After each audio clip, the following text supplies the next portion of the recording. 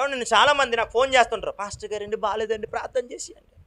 అమ్మ మందిరానికి రండి అమ్మా, ఆదివారం పూట మందిరానికి రండి, లేదా శుక్రవారం పూట మందిరానికి రండి, ఎప్పుడు నీకు అవకాశం ఉందో అప్పుడు రండి అంటే, వచ్చేస్తాను పాస్టర్ గారు, నీకు ఇప్పుడు ప్రార్థన చేసి స్వస్థ వచ్చేయాలి. ఓకే, ప్రార్థన చేస్తావు, స్వస్థ వచ్చింది. మళ్ళీ కనబడతారా? కనబడరే. ఎంతమందో మందిరానికి రాం, మాకు ప్రార్థనలు మాత్రం, మందిరానికి రాం, మాకు స్వస్థతలు మాత్రం, మేము మందిరానికి రాం, దేవుని ఆలయానికి రాం, మాకు కుదిరినప్పుడు వస్తాం, మాకు నచ్చితే వస్తాం. యేసు ప్రభు వారు నాకు కనబడిపోయి, అమ్మా నా కుమార్తె రా నీకు స్వస్థత ఇస్తా అని పిలిస్తే, నీకు బాప్తిసం ఇస్తా అని పిలిస్తే అప్పుడు వస్తాను మందిరానికి. నేను రానండి. నాకు మాత్రం స్వస్థత మాత్రం కావాలే.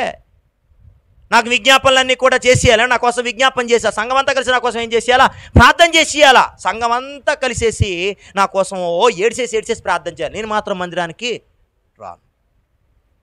సంఘం అంతా కలిసి నా కోసం ఏకీభవించి అందరూ కన్నీరు కాచి ఎక్కేసి ఉపవాసాలు ముందు ప్రార్థన చేయాలి. నేను మాత్రం దేవుడి మందిరానికి రాను. ఎంతమందో ఇప్పుడు వీళ్ళ ప్రార్థనలు, వీళ్ళ కార్యాలు జరుగుతాయంటారా?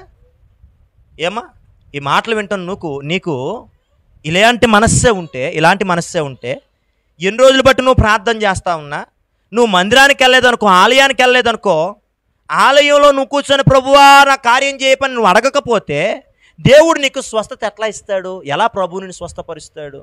ప్రభువు ఎలా నీ జీవితంలో తన కార్యం జరిగిస్తాడు?